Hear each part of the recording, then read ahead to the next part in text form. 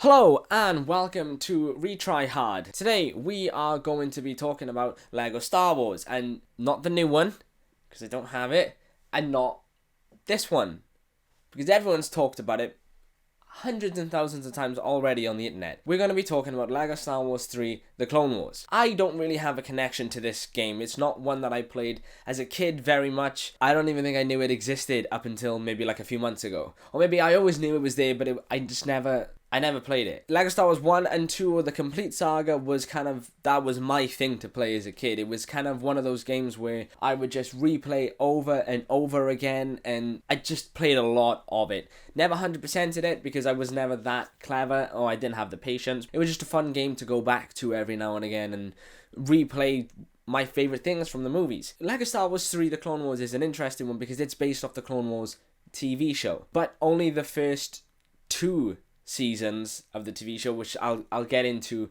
later in the video. I'm a big fan of this TV show. I think it's great. I only recently kind of watched it all. Fantastic. 10 out of 10.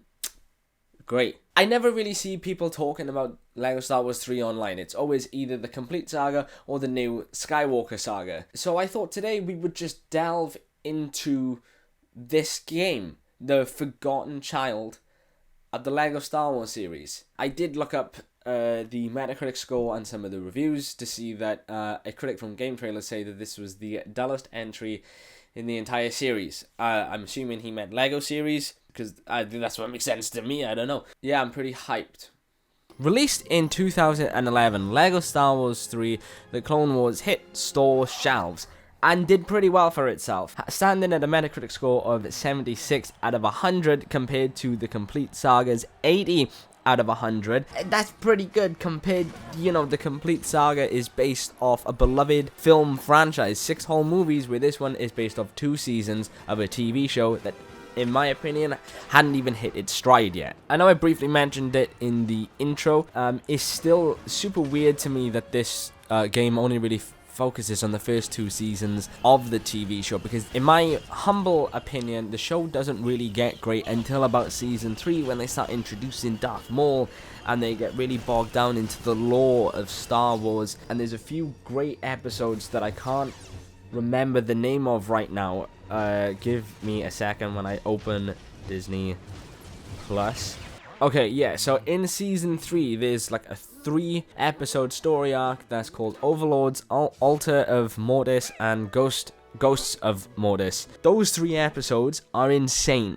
Really, really, really good. And it's a shame that we didn't get to see those in the game. And that's not to say season 1 to 2 are terrible. There's some really great episodes in there. One of my favorite episodes, actually, of the entire show does feature in those first 2 seasons. And that episode is also a level in the game, which I did appreciate, which I will get into. It just seems like a real big missed opportunity that they didn't just wait a bit for the game, or wait for the show to kind of hit its stride before really making a game based on it. Okay, so the first issue when loading up this game, I don't know if it's going to be like this for anyone. I don't know if it's just like this on PC.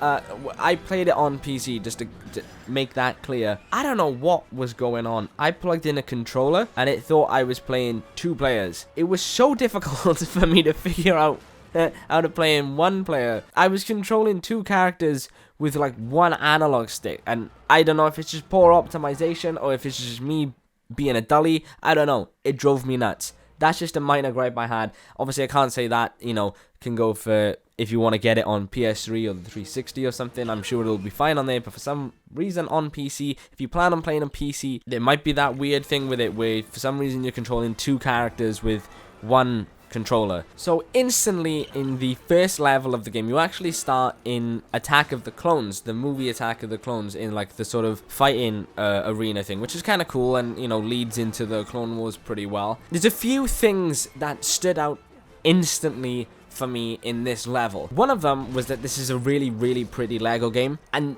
2, there's a lot of realistic models in the game, which I thought was really weird. Like, for some reason, I don't know what I've never noticed this in other Lego games. Like, obviously, I can appreciate you can't have everything be made out of Lego. You have to have items in a lot of things. But in this game, like, those enemies at the start, like the big monster things you have to fight, like, a lot of them were real. And it felt weird playing a Lego game and attacking, like, a realistic creature. It didn't sit right for me. It felt a bit weird, and the longer I played the game, the more I sort of noticed those realistic models. Like, there's a certain part, which I'm sure I have a clip of, which I might be playing now, where there's like 2 ships, then there's the Republic ship, and there's the Separatist ship, and there's sort of like a planet, I think, in the background, but all of it's real. Like, everything is real. You wouldn't know just from looking at that as a screenshot that this is a Lego game. As weird as this is for a critique of a Lego game, I wish there was more Lego. There was too much real. So this being released in 2011, it's a traditional Lego game format. Now, I haven't played many Lego games. I've played a handful. You know, obviously I've played the Lego Star Wars ones, and I've played Lego Batman 1, 2, and I played the Lego DC Supervillains on Switch, and I thought that was a great time. But this was released a year before Lego Batman 2. Now, Lego Batman 2 was sort of the first open world Lego game. It was the first one to do it, and it was also the first one to kind of have voice acting in a Lego game. So this Lego Star Wars 3 is almost like a last hurrah of like the traditional format where there's just mumbling and you choose Lego from like a hub world, which I thought was kind of cool because I'll be honest, I'm not that crazy on Lego Batman 2.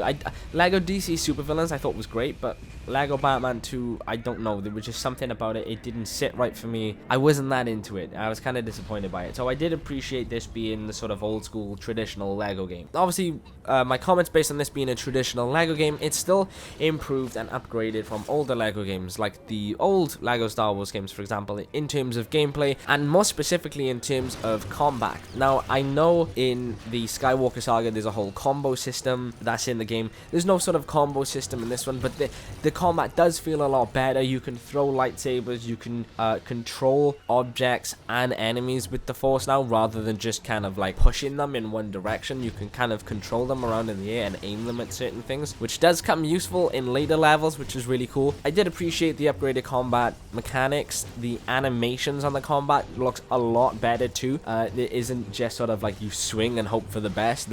Certain characters have different animation presets for how they fight. For example, like Anakin is animation stuff for his attacks are very, very aggressive. Obi-Wan's are a bit more sort of controlled, and Ahsoka's is a lot more sort of flighty and acrobatic, which is really cool. And they also kind of do these kill animations. They don't happen all the time, but when they do look really cool. It's almost like a one-hit, well, not a one-hit kill, but like you could be attacking an enemy and then all of a sudden it'll trigger this cool little animation thing where your character, it just pulls off something that looks cool, and that wasn't in the older games. I just liked it. I thought it was cool. I thought it looked cool. It helped. One thing I will say about the animations, now that we're on it, each character also has a sort of walk to them. Now, you might think this is a weird thing to point out in a game review or just anything, you know, why would he be talking about how a character is walking? Just take a second to look how Anakin Skywalker walks. Now, I don't know about you, but to me, if I saw this guy walking towards me looking like that, I'd say he's about to go kill some kids. He's about to walk into a school and kill a whole lot of younglings. How no one looked at this cat and thought, he's good. No, he's fine. So after the first level, you get thrown into this game's version of the hub world.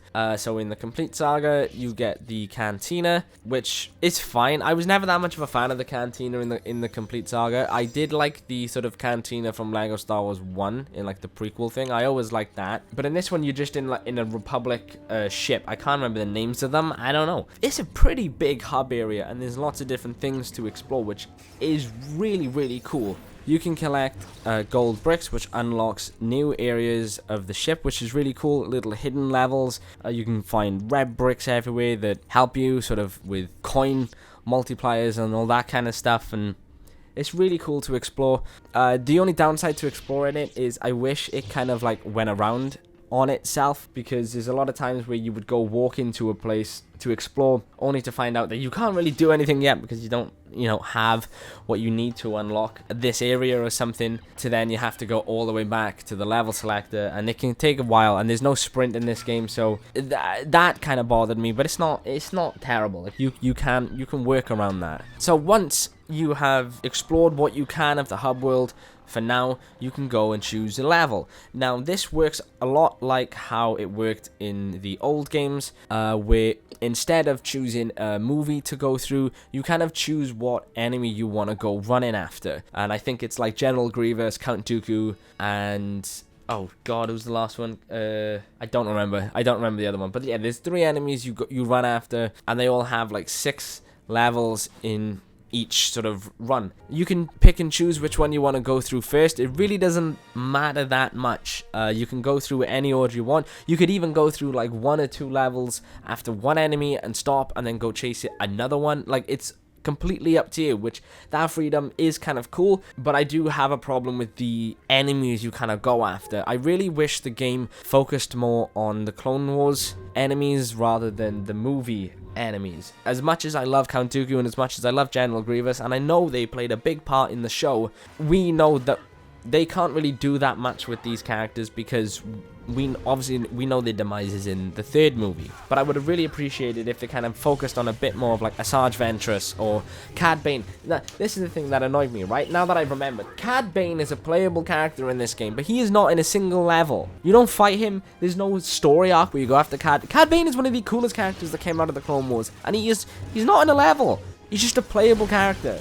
The classic LEGO humor is still there, still intact from the old games, very sort of slapstick and physical humor rather than voice lines and stuff, and that helps because it is one of the last games to do the whole like mumbling voice lines rather than actual voice actors, which doesn't come in until Lego Batman 2, the year later. Some people prefer the mumbling voice acting. I take it or leave it. It's fine. The mumbling's fine. The voice acting's fine. I really have no preference. But the one thing that I always thought was weird were the opening like credits, like the opening crawl. Because it's a Lego game, I was expecting, you know, to read something funny, and I read a few of them and I'm like, oh no, they're just being dead serious. Like, this is legit. This is like a Star Wars like a movie or something. Like, none of this is funny.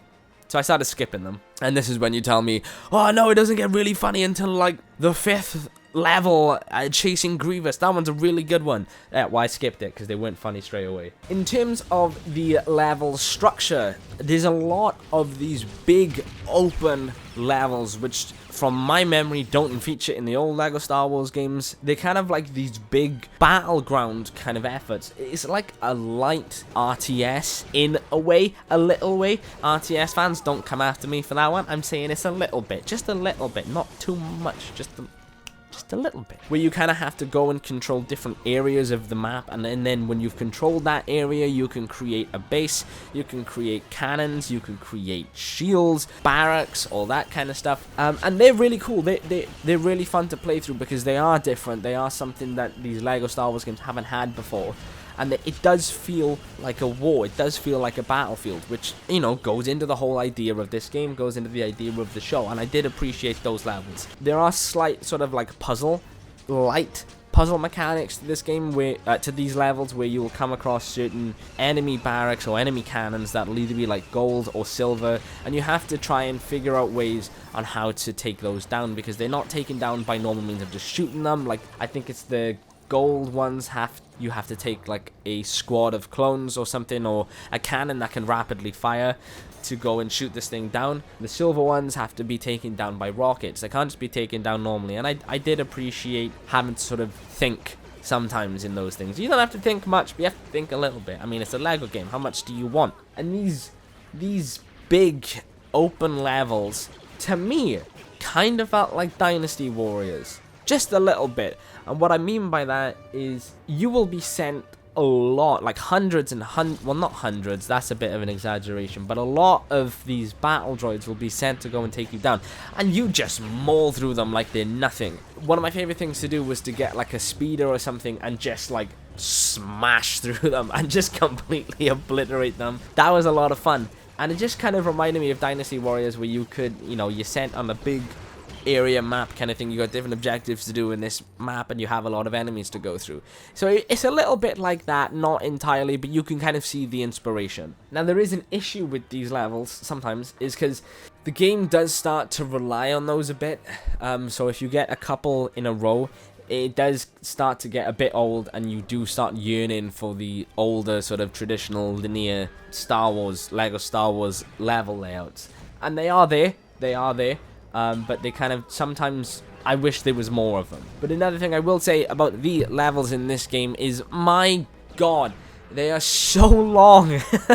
Like, I don't know if I'm just bad at Lego games. I hope I'm not, because they're for kids, and that would be embarrassing. But they really take a long time. Like, when I was recording like gameplay and stuff, on average I would complete a level in about 40 minutes or something like that. And to me, that just felt like a long time. I could just be bad at Lego games. I hope not. It just felt long, and sometimes I kind of wish they ended sooner. That's a personal gripe. You might think, you know, the longer the better, which is fine. You can think like that. But to me, I wish they were just a little bit shorter. So not only do we have these new sort of big battle war sort of levels, we also have these space levels, which are really cool. Standard thing, you're in a little spaceship, and you can land in different areas of the map you're in. So for example, like one level I was doing, you're in space, there's a Republic spaceship, I think it's like on fire or something, but you have to like land on different parts of this ship to sort of like fix it and start attacking the enemy ship. But that was just really cool. I like, you know, how different it was from older Lego games. And then once you land, there's sort of like a little puzzle to do, and some of them do kind of start to turn into mini sort of levels from older Lego Star Wars games, like that sort of linear pathway kind of thing, and you just collect and stuff. So I did appreciate those to mix things up. One of the other new things that this game sort of brought into Lego Star Wars games, and I think they brought it into the Skywalker saga as well. I'm not 100%, but I'm certain I've seen it, where you can kind of like, you know, you start a level, you've got like 2 or 3 characters with you or something, and you can swap between them. But then if you hold, you know, whatever console you're on, if you're on Xbox, Y; if you're on PlayStation, triangle; if you're on Switch, it's, I don't know, I don't remember. And if you hold it, it kind of like takes you to a different area of a map, and you control completely different characters. That blew my mind, because it was the first time that I had seen something like that. It was really, really cool. I can't remember the name of the level, but I think I was like controlling like Ahsoka or something. I was stuck. I didn't really know what to do, and I saw like the circle at the top right hand side of the screen, and I just sort of held down Y, and the next thing I know, I'm controlling Obi-Wan and Anakin in a completely different section, and I'm trying to like help get to Ahsoka and push her stuff forward. The game does that a few more times later on, and I always appreciated those. I thought they were really cool. Now, as I said towards the start of this video, it does feature one of my favorite Clone Wars episodes in this game, which I did appreciate a lot, and it's the sort of the layer of Grievous. That episode in the Clone Wars is phenomenal, and I'm really happy that they put it in this game, even though the ending is kind of dark.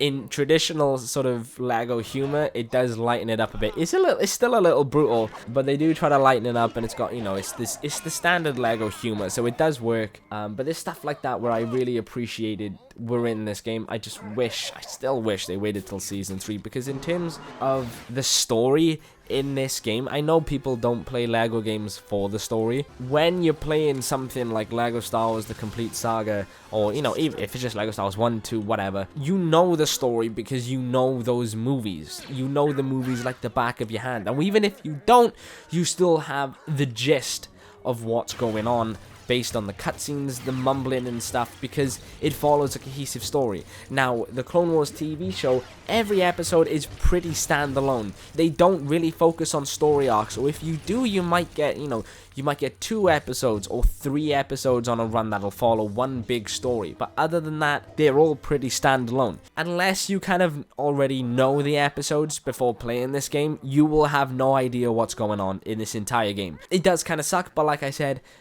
people don't play Lego games for the story. I get that. Even for me, like, it got to a point where I wasn't really paying that much attention. I was just playing the game. There is no story. There really isn't. You get dropped into a level, you know, you fight your way through it. You might get a funny cutscene at the end. That's it. The next level will be something completely different. It won't follow on from the last one. It's like the TV show. It's very standalone, which, you know, depending on your preference, depending on if you care or not about story in Lego games, it might not bother you. It might be fine. But to me, I wish there was, I don't know, there's not much they can do. I can appreciate that because it is based off the TV show, and you know, like I said, all those are standalone as well. So I guess it's all about preference, really. At the end of the day, it does still kind of bother me that the game doesn't really focus on Clone Wars villains as much. Like I said before, like with Asajj Ventress or Cad Bane, they're in the game, but they're not the focus. The focus are like enemies you already know, but obviously we know we can't really do much with those because of episode 3 in the movies. I would have really liked a bit more. I would have liked to have seen more Clone Wars villains that they made for the show. Comparing this to LEGO Star Wars The Complete Saga, in terms of which one I enjoyed more, it is 100% I enjoyed The Complete Saga way more, because that's my childhood, you know, those movies are my childhood. The game is my childhood. I think the game might have introduced me to more Star Wars stuff than the movies did, you know, which is a weird thing to say. I played so much of LEGO Star Wars 1 as a kid that I love those games. I love the movies. I'm a prequel kid, which is nice to see people are finally coming around on now. I love that era of Star Wars. I love LEGO Star Wars 1. I love LEGO Star Wars 2. I think maybe if I was a kid playing this game, I probably would have liked it more. If I was a fan of the show when I was a kid, I probably would have liked it more, something to have that nostalgia there. To me, as someone who only recently really finished the Clone Wars, jumping into this game, it still has that LEGO charm, that magic that makes a LEGO game fun. I mean, it is still fun as hell to play. Like I said, the hub world is I love the hub world. This might be my favorite hub world and a favorite in a LEGO game that I've ever played, because there is so much to discover here. You can fly from your ship to the enemy ship and land there and sort of buy the characters, which it doesn't explicitly tell you can do. You have to go look for it. I found it by accident. Like, I spawned in a ship and I went in it, and then you kind of like stop flying outside, and it's stuff like that which I really did appreciate. I think the hub world to me was more impressive than the actual levels and the story. Like, I just thought the amount of stuff I kept discovering was just really impressive to me, and I think I clocked in about 10 hours of the game, or around 10 hours before sort of finishing all the levels. I haven't done everything. I haven't 100%ed it. I haven't explored everything in the hub world, just because I don't really like doing that with a lot of games, because it drives me a bit mad after a while. If I like a game a lot, I'll do it, but I didn't do it with this one. But there is an ending to the game in a sorts, which it kind of comes out of nowhere. So you can kind of, you know, you'll do the 3 sort of branching pathways, do the 6 levels in each, like in the old games, and then you kind of unlock this last level, this boss fight. I do remember the episode of the Clone Wars where they were doing this. I don't remember the name of the enemy, but it's sort of this big, I don't think it's a crate dragon. I could be wrong. It might be a crate dragon. I'm not sure. But it's a big, like, dragon thing. You fight him, and then that's it. The credits roll. It's not a big, it's very anticlimactic. It doesn't follow off from anything at all. It kind of is very out of place. You know, it is what it is. I think Traveler's Tales tried their best to kind of make a big ending out of this when the show hadn't even ended at this point. There was no ending. You know, it was season 2. There's three more seasons of the show. Actually, no. Wait, there's way more than that. There's 3, 4, 5, 6, 7. There's 5 more seasons of the show after season 2. It's kind of like, you know what it's like? This just hit me. It's kind of like what they did with the newer LEGO Star Wars games, where they did LEGO Star Wars The Force Awakens and then just stopped. Like, they didn't do The Last Jedi, they didn't do Rise of Skywalker, they just stopped. They just stopped then. And they were like, no, that's it. It's done. There's no ending. There's no climax. That's just it. You won't find out what happened. It's kind of like that in a way. But yeah, I preferred the old ones. I still like the game. I thought this game was a lot of fun. If you like LEGO Star Wars, if you appreciate those games, or you want more, or if the Skywalker Saga, you know, if you're done with the Skywalker Saga, or if it's not really scratching that itch for you, and you just want to play a LEGO Star Wars game, I would recommend Clone Wars. You can get it for pretty cheap now on Steam or online or something. I'm pretty, unless you buy it on PSP. For some reason, it's like 20 quid or something. I won't pay 20 quid for it, I'll tell you that much. But I would recommend it. I would probably say it stands at maybe like a 7 out of 10. I don't want to give ratings, but I would probably say it's around there. But yeah, you know, it's fine. It's okay. It's a good time if you like. It's a standard LEGO game. At the end of the day, it's nothing special. So those are my brief thoughts on the Clone Wars game. I didn't think it was that bad. I don't think it's one of the best LEGO Star Wars games, or the best LEGO games in general that I've played. I'm still kind of butthurt that it's only based on the first 2 seasons of the show, because I really think it could have been something really cool if it was, you know, if they just waited a bit, and like even season 3 with, you know, Darth Maul and everything. But yeah, it's okay. It's fine. If you really want to get a fix of another Lego Star Wars game, then sure, why not? Let me know if you have any memories playing this game, or if you've played the game, or you love the game and I'm an idiot because I don't have the same opinion. But thank you for watching this video today. Bye guys.